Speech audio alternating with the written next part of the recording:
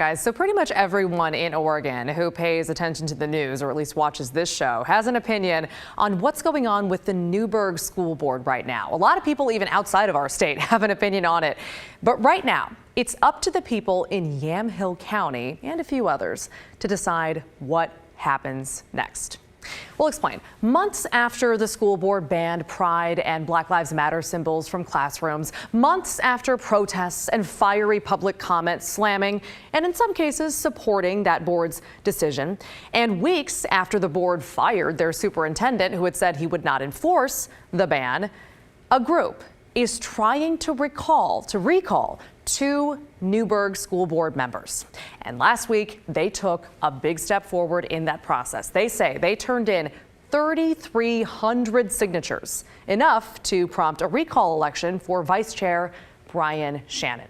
Shannon was elected last year, and he was the one who first proposed that political symbols ban. We talked with the organizer of the campaign to recall him.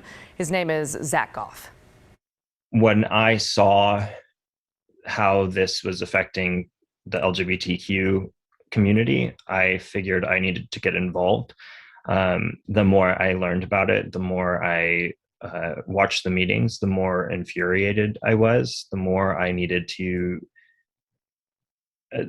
need I felt to stand up for these students and the BIPOC and LGBTQ community out here. It was despicable the way that they are treating these children. And I think that we all felt the need to stand up for them. So we want to reiterate, we've reached out multiple times to Brian Shannon for comment. He has not yet responded. We'll let you know if he does. We've also reached out to Dave Brown. He's the chair of the school board. And yes, there is also a recall effort against him. And again, recall organizers told us they turned in 3,300 signatures. Again, though, no response from Brown. Now, we checked with the Yamhill County elections clerk. He told us that actually those organizers only need about 2,547, to be exact, valid signatures to move ahead with the recall. So it seems like they're over the top. The key here is if those signatures are validated. In that case, Shannon will have 5 days to either resign or submit a statement explaining why he should not be recalled. If he chooses not to resign, an election will happen about a month later. We'll let you know if those signatures are verified and if a ballot goes out. Anyone who lives in the boundaries, by the way, of the Newberg-Dundee School District can vote. That's about 26,000 people in Yamhill and small portions of Washington and Clackamas counties.